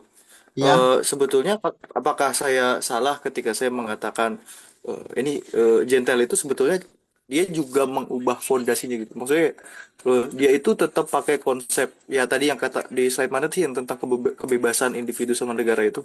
Tapi kebebasan yang beliau tafsirkan ini bukan sebagai apa ya semacam sebagai otonomi dari negara gitu, tapi sebagai apa sih tadi yang bahasa Italianya itu aktualisasi aktualisme, diri dalam negara. Oh iya itu dia, anjir gue gak catat kayak gitu. Iya, aktualisme. jadi jadi kayak sebagai aktualisasi diri dalam negara eksis gitu. Jadi ada unsur yang diwarisi dari tradisi liberal, tapi maknanya direkonstruksi gitu, Iya sampai betul. hasilnya jadi kayak bertentangan. Betul ya? Mm-mm. Jadi Oke, gampangnya ya oke. seperti yang saya jelaskan tadi kan fasisme itu dikatakan sebagai jalan tengahnya gitu. Kan kalau kita bicara konteks sosiopolitiknya Hmm, di masa Gentel hidup itu kan terjadi polarisasi politik global ya kan ya. gak putus-putus bang. Aduh, koneksiku stabil ya.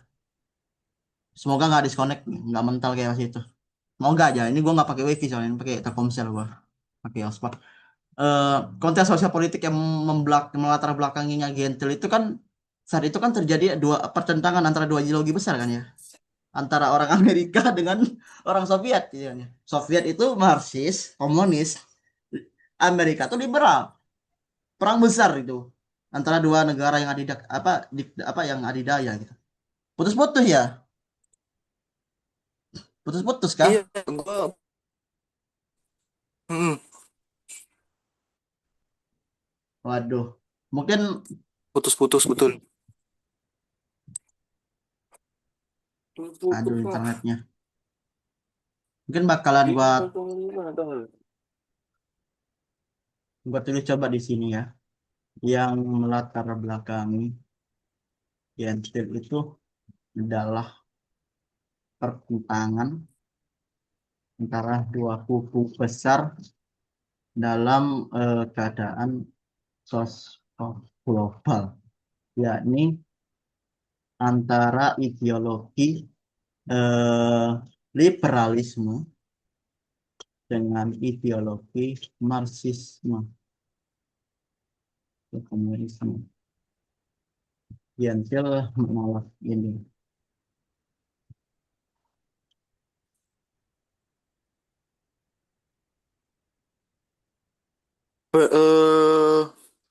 Konteks sosiopolitik yang melatar belakangi Gentile itu adalah pertentangan antara dua kubu besar dalam keadaan sosial politik global, yakni antara ideologi liberalisme dan ideologi Marxisme dan komunisme. Gentile menolak dikotomisasi ini dan dia menggabungkan keduanya dalam konsep statio etiko. Oke, yang tadi ya, statio etiko. Ya, dia menggabungkan dalam konsep Satyatiko. Ya, Oke, masih oke, oke, putus-putus kak oke. ini, anjir? Masih putus-putus gak? Kalau yang ini udah enggak, Bang? Oh, udah nggak ya? Udah lancar lagi. Untung nggak Hmm. kayak pas itu yang kemarin tuh tiba-tiba putus. Ini nggak ada pertanyaan lagi kah? Ayo satu pertanyaan deh. Ya, ini udah lewat dari waktu yang ditentukan nih sebenarnya. Atau mungkin mau diskusi panjang Oh, boleh tentang apa ya realitas sekarang gitu kan banyak orang yang suka fasis sekarang nggak tahu kenapa.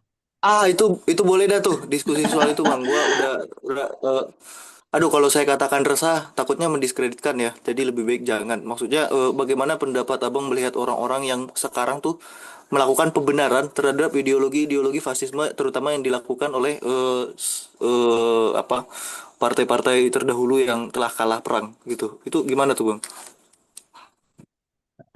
Sebenarnya, oh ini katanya Depan mau nanya ya. Saya. Depan mau nanya apa? Ya. Depan dulu deh.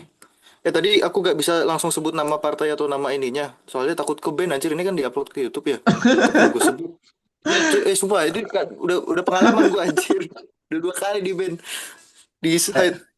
Tulis di chat coba, tulis di chat nanti gak usah disebutkan. Partai apa? RNI. RNI bukan partai ya? Oh, partai. Oh, oke oke oke oke, paham paham paham paham paham, paham. Jadi Depan mau nanya apa? Atau di chat boleh di chat. Ini gue PPR. cuman mau minta preference saja, preferensi ya, bukan reference. Jadi pendapat gitu. Pendapat lu mengenai Marhaen itu termasuk fasisme atau bukan sih sebenarnya? Ya itu gue cuman pengen nanya itu aja. Ini pendapat lu ya. Jadi nggak perlu reference juga sih sebenarnya. Nggak Preference perlu aja. referensi. Oh, nggak perlu referensi. Oke. Berarti Apa? eh Marhen. ya Marhainisme tahu kan? Ideologi yang Oh, dibangun oh, oleh Soekarno itu terwujudkan. Ya sebenarnya aku bingung juga mau memetakan perjalanan Soekarno dalam konteks ideologi ini seperti apa gitu. Soalnya dia tuh orang yang berpindah-pindah gitu ideologinya. Marhainisme, terus ada Nasakom dan sebagainya gitu. Ya sampai memicu kontroversi besar itu. Tapi yang jelas kalau tapi pendapat i- kalau izin nih Bang, ini diskusinya lebih dari 30 menit, nggak apa-apa nggak Bang? Masih banyak banget pertanyaan gue anjir sebetulnya. nggak apa-apa nanti Nggak apa-apa ya. upload video itunya bakalan sangat panjang nggak apa-apa. Ini bagus banget. Selain karbit istri, Soekarno juga karbit ideologi. Zaid, jangan gitu Zaid omongannya ya. Oke, langsung aja. Kalau opini saya pribadi, Marhainisme itu sebenarnya mirip-mirip apa yang dilakukan oleh Tan Malaka ya. Mirip-mirip apa yang dilakukan oleh Tan Malaka dan juga Partai Komunisme Indonesia sebenarnya mirip-mirip, hampir mirip-mirip. Bahkan memang mereka tuh lahir dari sana sebenarnya, lahir dari semangat Marhainis. Nah, mungkin eh, kalau bisa dikatakan apakah Marhainisme ini merupakan Marxisme Indonesia, Marxisme yang asli? Bukan, bukan. Karena ideologi Marxisme yang asli itu tendensinya cenderung anti religius, bukan anti agama, anti religius, anti rasa religius. Kan terkenal tuh ada kutipan dari Karl Marx dan beberapa tesisnya di eh, pemikir-pemikir lainnya tuh kan dia mendiskreditkan agama dalam bentuk opium. Ya sebenarnya itu bukan berarti dia anti agama, tapi dia mengkritik bagaimana agama itu digunakan. Nah, dalam hal ini Marxisme itu sebenarnya menolak itu. Dia kemudian melakukan yang namanya kontekstualisasi. Kontekstualisasi Marxisme ke dalam konteks Indonesia gitu. Karena konteks budaya lokal Indonesia itu berbeda dengan yang Marxasikan di Inggris, revolusi industri kan. Saat itu Indonesia belum terindustrialisasi, men. Beda dengan Inggris yang udah dari dulu gitu. Jadi dikonteskan dalam lokal sebagai tindakan aktif para buruh tani gitu.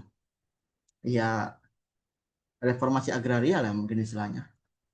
Kemudian digabungkan dengan basisme agama di dalamnya, basisme religius di dalam doktrinnya itu sendiri gitu.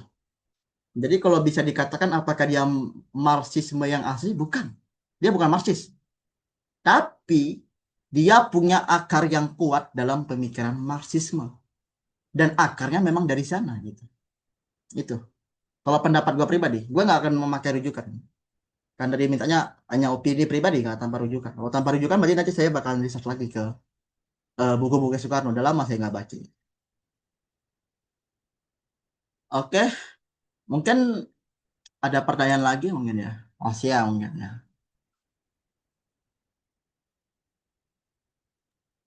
Bagaimana dengan, aduh maaf saya bukan menyinggung siapapun ya. Bagaimana dengan integral Supomo, Pak? Aduh, pembahasan yang sebenarnya kita udah pernah bahas ini ya kan ya Mas ya. Tapi karena ini memang Langsung. dilakukan oleh orang-orang pseudo intelek di RNI apa itu. Aku juga bingung sebenarnya mereka tuh gimana sebenarnya. Tapi sebenarnya ada irisan gitu ya. Ada irisan di antara keduanya yang memang konsepnya itu sama gitu sebenarnya. Integralisme itu kan dengan fasismenya Giovanni Gentile itu kan sama-sama membicarakan tentang negara dengan masyarakat. sama-sama membicarakan tentang hubungan antara keduanya dan bagaimana seharusnya manusia itu memenuhkan makna dalam negara. Tapi konteksnya ya, itu beda, jangan disamakan gitu ya. Kalau eh, fasismenya Gentil itu lebih cenderung ke posisi etis ya, bagaimana seharusnya dia ditindak, ya, bagaimana seharusnya dia terekspresikan. Kalau Supomo itu dia lebih cenderung ke aksinya gitu, susunannya gitu. Jadi itu dua hal yang berbeda dan lahir dari rahim yang berbeda. Kalau dalam integralisme Supomo, individu itu masih penting, gitu. Tapi sebenarnya ada perdebatan menarik sih ya, kalau nggak salah ya, antara gagasannya Supomo dengan siapa itu lupa saya. Itu pokoknya perdebatan di em, apa sih namanya, BPUPKI. Ya. Perdebatan yang terjadi di BPUPKI ketika menurunkan Pancasila itu ada perdebatan yang cukup sengit yang melatar belakangi terjadi apa lahirnya sila keempat, kerakyatan yang dipimpin oleh hikmat kebijaksanaan dalam pemerintahan rakyat. Ada perdebatan antara kubu integralisme dengan kubu nasionalisme dengan internasionalisme Soekarno itu. Oh, Makanya bunyinya, maksudnya Supomo dengan Muhammad Hatta ya yang iya berdebat iya itu iya ya. itu ya ya betul betul betul Muhammad Atta ya lupa. Iya ya, mereka yang berdebat ya berdua itu yang kemudian melahirkan sila keempat. Nah, kalau tanggapan saya, apakah fasisme bisa disamakan dengan integralisme? Ada irisan sebenarnya, ada konsep yang sama. Mereka bicarakan yang sama, tapi tidak identik. Apalagi kalau fasisme yang dimaksud ini adalah fasisme yang sudah terdistorsi, ya, sudah terdistorsi dari eh, apa namanya itu Mussolini dan sebagainya itu udah jauh banget. Karena dalam konsepnya Supama sendiri dia nggak mengenal konsep negara etis gitu. Pokoknya manusia itu harus sesuai dengan tindakan negara udah sih ya, sesederhana itu. Tapi jangan samakan dengan fasismenya Giovanni Gentile. Apalagi fasismenya Gentile itu lahir dari kebangkitan Italia. Krisis identitas yang dialami oleh Italia itu sendiri. Pasca keruntuhan kerajaan Italia. Mungkin jawaban saya itu. Ada irisan tapi nggak bisa disamakan. Gitu. Dan jangan sampai digatuk-gatukan. Oke, ini ada pertanyaan langsung dari Lekit, dari Zaid. Apakah penyelewengan yang dilakukan oleh Mussolini terjadi akibat cara penulisan gentil yang obskur sebagaimana Übermensch yang diselewengkan oleh Hitler? Dengan demikian, apakah gaya bahasa dalam filsafat sebegitu berpengaruh sehingga berdampak pada dampak nyata? Dan oleh karenanya, filsafat sepatutnya dikerjakan dan dibahasakan secara presisi dan hati-hati. Berarti nggak usah politik. Gimana Mussolini, tindakan Mussolini itu dilakukan oleh dia itu bukan karena bahasanya yang obskur, bukan. Tapi karena eh, ada inkonsistensi yang terjadi dalam gentil itu sendiri. Kan tadi udah saya sebutkan, kalau nggak salah dia tuh mendukung kekerasan yang dilakukan oleh siapa tuh Squadristi kan, ya, unit milisi dari pasukannya Mussolini. Nah, karena ada ketidakkonsistenan antara kedua ini, antara gentil ini, akhirnya dia membuka semacam ruang interpretasi baru gitu bagi Mussolini untuk membenarkan aksinya gitu. Jadi ini lebih cenderung ke eh, distorsinya lebih cenderung ke inkonsistensi dalam sistemnya sendiri, dalam tindakannya kita sendiri daripada konsep filsafatnya yang obskur itu. Karena kalau kamu baca sendiri eh, buku-bukunya Gentil itu bahasanya nggak obskur, malah jelas banget loh, jelas banget bahasa-bahasanya. Ya meskipun teknis tapi nggak sebegitu obskurnya kayak Hegel, nggak sebegitu obskur Martin Heidegger, nggak sebegitu ambigunya kayak Nietzsche enggak. Sedangkan Nietzsche kan itu kan Überman diselewengkan oleh Hitler itu sebenarnya bukan karena obskuritas dari Nietzsche itu sendiri bukan, tapi karena adiknya Nietzsche yang memang menyelewengkan mana Überman untuk membenarkan pandangan antisemitismenya itu. Bahkan Nietzsche itu aku pernah nyimpan deh kalau nggak salah tapi nggak deh. Aku malah nyari di file. Aku ada nyimpan pokoknya filenya tuh. File-file apa yang bersih catatan-catatan tulis dari Nietzsche itu aku pernah nyimpan Itu saya pernah baca dan di dalam tuh ada salah satu tulisan Nietzsche itu yang dia tuh mengatakan bahwasannya orang-orang antisemit itu adalah orang-orang yang ya sebut sebagai spekulan idealis gitu. Orang-orang yang terlalu banyak berkhayal gitu. Dan dia sebut itu sebagai sebuah delusi, sebagai sebuah awang-awangan gitu. Jadi dalam soal pribadi sendiri, Nietzsche itu membenci gitu, membenci antisemit gitu. Karena ya itu tadi, mereka itu spekulan idealis, dia bilang seperti itu.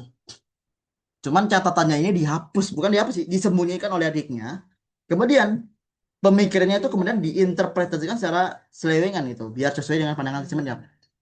Padahal kalau kamu baca biografinya Nietzsche sendiri, Nietzsche itu pernah loh sampai memarahi gitu, sampai mengkritik gitu, mengirim surat ke adiknya itu untuk jangan sampai menyelewengkan filsafat yang ia bangun gitu. Tapi diabaikan sama adiknya. Nah, kemudian tafsiran adiknya ini diambil sama Hitler gitu untuk membenarkan rasialisme apa rasisme atau supremasi ras putihnya gitu. Dipakai buat dia untuk membenarkan hal tersebut begitu.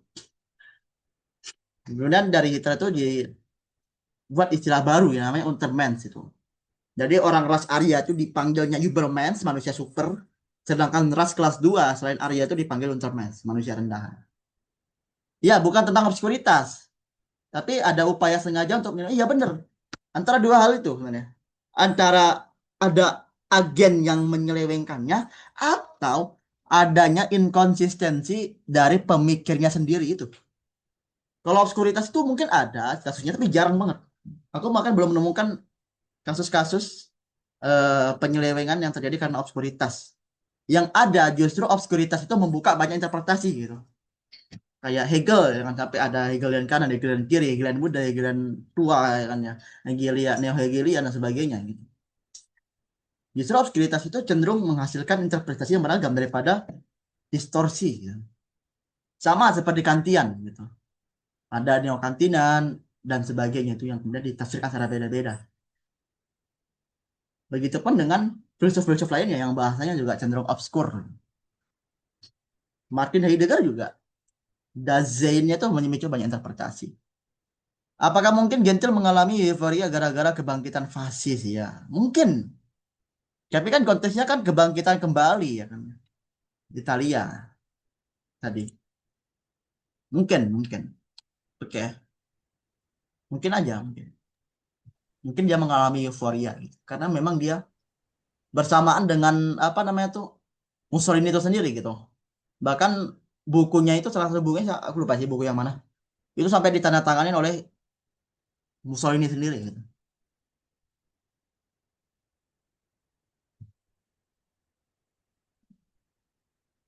Jadi gimana apa Pak, saya izin bertanya lagi boleh gak Pak? Tapi sebelumnya oke. make sure dulu deh itu.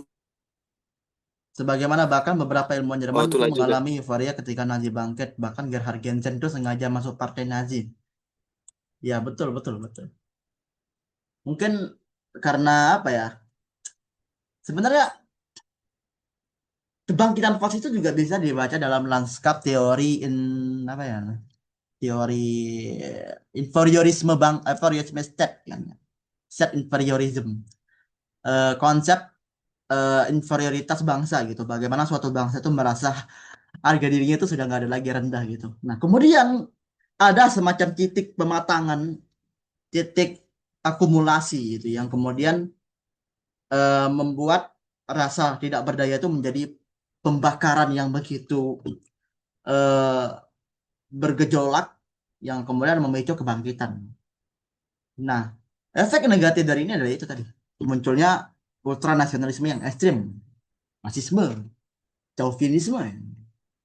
Jadi berawal dari rasa harga diri yang rendah, kemudian ada orang yang kemudian membuat narasi bahwasanya kita adalah bangsa yang paling tinggi, kita adalah bangsa yang harus melampaui segalanya. Akhirnya banyak orang euforia gitu kan, karena mereka selama ini tersubordinasi, akhirnya mereka mendapatkan kepercayaan dari orang itu, karena ikut-ikutan. Ya itu sebenarnya motivasi dari banyak orang gitu. Walaupun sebenarnya topik tentang hal ini sebenarnya kompleks banget, multifaktorial.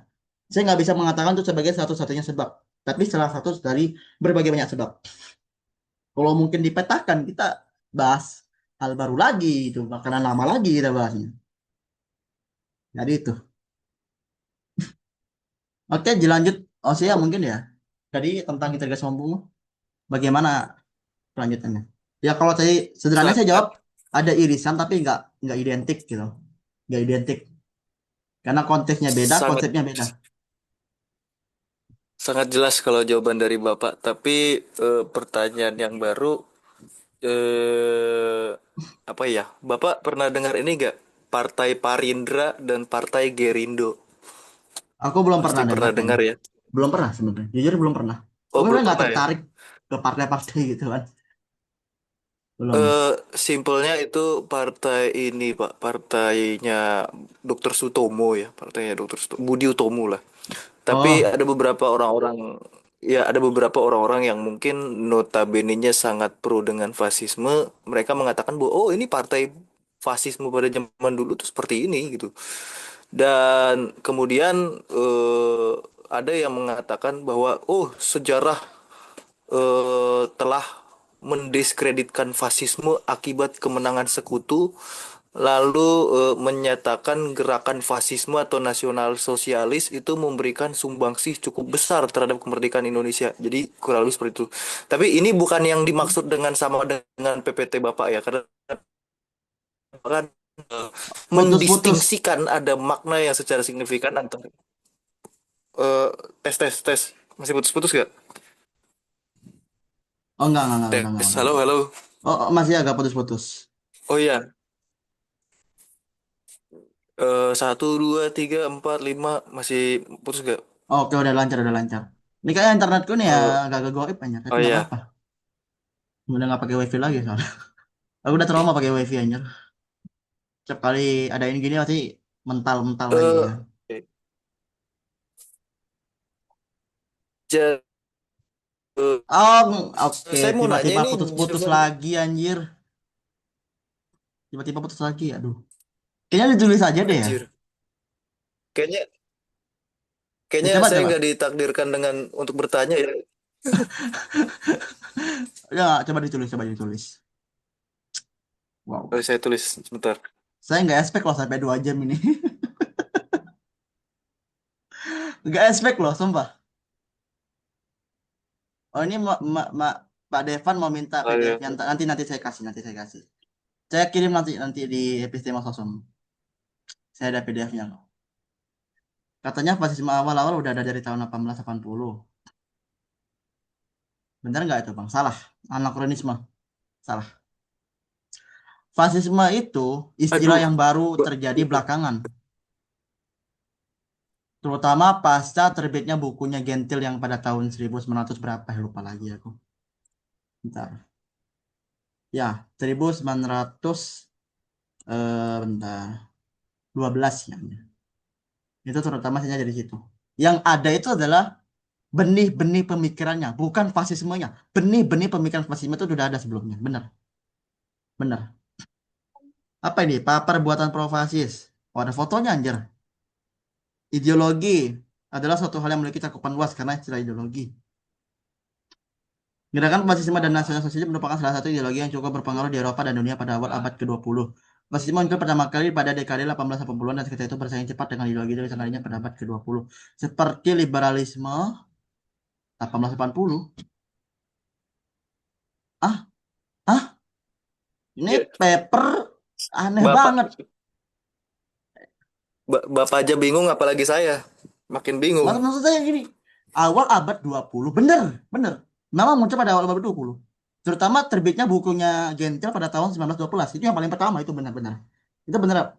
Paling pertama tuh kali fasisme itu muncul dalam istilah bukunya itu. Bener. Tapi kok dari 1880? 1880 itu kan abad 19 akhir. Bukan abad 20 awal. Gimana sih ini penulisnya? Woi. Bersaing cepat dengan Iya. ideologi-ideologi besarnya pada abad 20. Bener, ini bener. Iya benar bersaing ya benar fasisme saja bersaing. Liberalisme, kapitalisme, sosialisme dan komunis benar.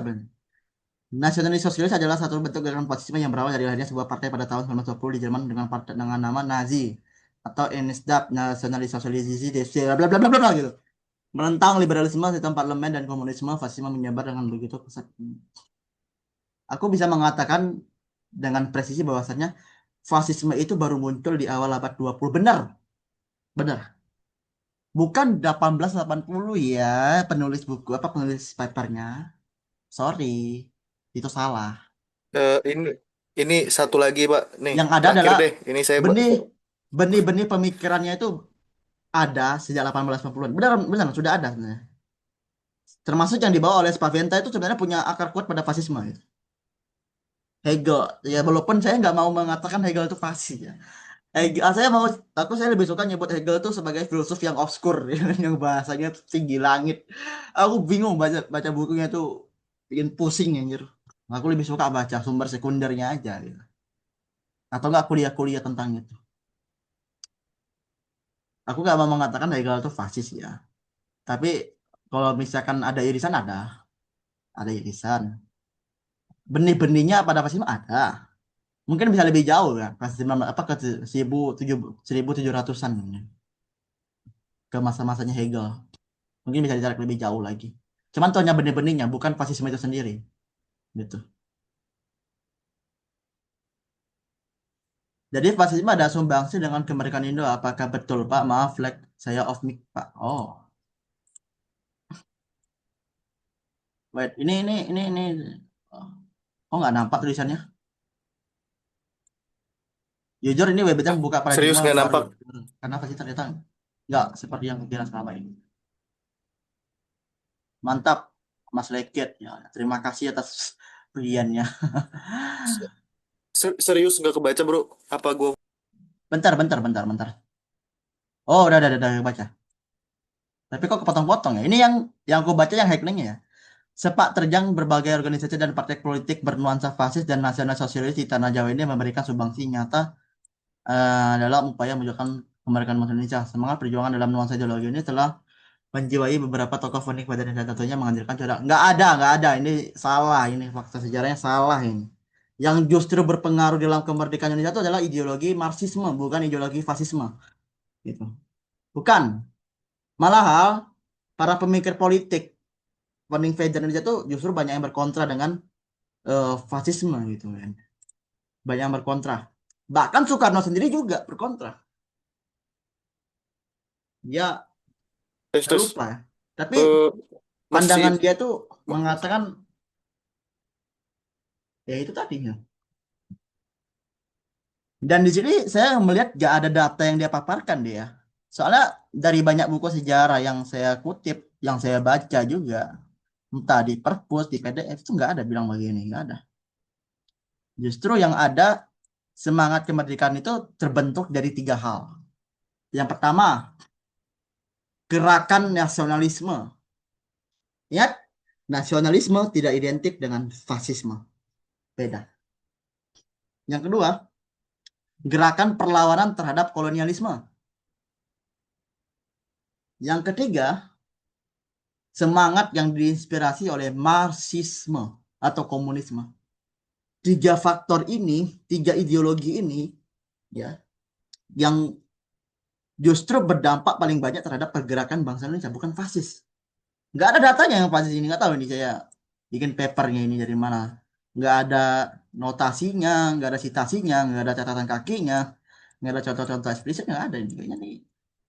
Nah, asal klaim aja kayaknya ini ya. Nggak ada. eh, Bahkan berarti nggak betul ya Pak ya? nggak betul. Itu salah itu. Banyak tokoh founding fathers itu kontra dengan dengan fasisme atau setidaknya pemikirannya itu nggak sama dengan fasisme. Nggak sama. Paling-paling Oh, paling-paling Supomo mentok gitu aja. Paling-paling Supomo. Tapi itu nggak sama. Itu hanya beririsan. Kan perdebatan mereka di PPOPK itu kan tentang HAM sebenarnya. Nah, sementara Pak Supomo ini menolak ide tentang HAM. Dia mengatakan ngapain kasih beri hak individu kepada orang-orang itu. Penting kan negara gitu. Gitu. Notonin Dito, Partai Fasis Indonesia. Mungkin next time aja ya. Ini udah tiba-tiba berlebar banget sampai ke yang lain. Iya, saya banyak ini nggak udah niat ingin bahas. ngelewatin. Iya, Sebenarnya jujurnya saya pengennya webinar ini diadakan untuk analisis konseptual, filosofis ya. Saya nggak pengen sampai ke situ. Mungkin mungkin akan saya buatkan ya, insya Allah mungkin ya. Karena antusiasme yang cukup bergejolak dalam webinar ini, mungkin saya akan mulai mempertimbangkan untuk membuat part keduanya gitu. Nah, part keduanya ini mungkin akan saya bahas dari sisi sejarahnya. Ah, tokoh fasis Indonesia mungkin menarik tuh. Nanti saya coba cari literaturnya, mungkin ada. Mungkin ada. Tapi yang jelas, mungkin ada benarnya paper tersebut dalam artian bukan mayoritas, bukan kebanyakan, tapi ada pergerakan kecil gitu. Bukan pergerakan yang berpengaruh besar, nggak signifikan. Kak. Mungkin ada benarnya sebagian, dalam artian koreksi kecil. Tapi untuk generalisasi itu kurang tepat. Karena konteksnya itu berbeda. Jadi ya, mungkin akan saya pertimbangkan untuk mengadakan sesi 2. Kita akan membahas tentang tokoh-tokoh fasis di Indonesia. Nontonin Dito, bagus tuh. Saya tertarik juga. Ingin mengembalikan kejayaan Majapahit sebagaimana Mussolini mengembalikan kejayaan Romawi. Ya betul. Mungkin ada kemiripan di antara keduanya gitu. Kan senasib ya. Mungkin menonton ini ingin mengenalkan kejayaan Majapahit. Sebenarnya kejayaan Majapahit itu seringkali dilebih-lebihkan ya, teman. Kalau dalam sejarah. Aku pernah bahas ini di sosmed jadi nggak perlu saya ulangi lagi. Silakan baca chat saya. Saya udah pernah jelaskan kalau wilayah yang diklaim oleh buku sejarah tentang Majapahit itu 100% nggak akurat. Nggak ada ceritanya sampai Irian Jaya segala sampai ke Thailand sampai ke Vietnam sampai ke Thailand sampai ke Singapura Malaysia nggak ada istilahnya ya Majapahit sampai segitunya nggak ada. Yang ada justru dia hanya menguasai wilayah Jawa Timur dan sekitarnya aja udah. Jadi kalau dibilang kejayaan Majapahit itu sebesar itu enggak juga. Jadi perlu analisis histori yang tepat. Beda dengan Romawi yang memang banyak arsipnya gitu. Jadi mungkin doktrin mereka tuh agak kurang tepat ya. Tapi nanti kalau kita bahas itu next time part kedua. Oke. Jadi bagaimana para audiens? Apakah kita sudah cukup pembahasannya atau mungkin ada yang mau bertanya lagi? Tapi jangan jangan terlalu jauh dari topik ya. Kalau bisa. Eh, saya cuma mau menambahkan pesan aja karena saya mau berterima kasih banyak buat Bang Kailan karena sudah mengenyangkan saya ya untuk menyampaikan materi ini. Saya jadi jelas ada distingsi antara fasisme A dengan fasisme B, kemudian ada makna-makna yang simpang siur saya jadi tahu gitu. Saya cuma mau mengucapkan terima kasih sebanyak-banyaknya aja sih Bang Kailan. Saya kira saya sudah sangat paham. Oke. Silahkan Mas Zaid mau menutupi nggak sebagai moderator? Terima kasih atas eh, pemaparannya, penjelasannya dan sebagainya macamnya. Next time bisa diperluas lagi mungkin topiknya. Kalau diperluas bakalan Baik, panjang banget ini, Hit. Ini tuh 2 jam loh. Cuman bahas konsepsinya aja sebenarnya. Kan tadi aku baik cuman dari sisi filosofis konseptualnya, historisnya dan segala macamnya. ya mungkin nanti akan kita adakan sesi selanjutnya yang menarik. Nanti saya upload ke YouTube, akan saya bikin seri rasisme. Ya ya, baik. Terima kasih Mas Kailan, Mas Hosea, terima kasih Mas Devan sama Boci ya, Boci Boti, Trok. Boti setia dari awal ya mungkin ya. Atau pertengahan baru masuk. Ya, ya, ya, ya. Terima kasih, terima. Oke, silakan Melebihi ditutup. ditetapkan berarti menunjukkan antusiasme yang cukup besar terhadap topik ini. Terima kasih semuanya. Wassalamualaikum warahmatullahi wabarakatuh. Waalaikumsalam warahmatullahi wabarakatuh ya.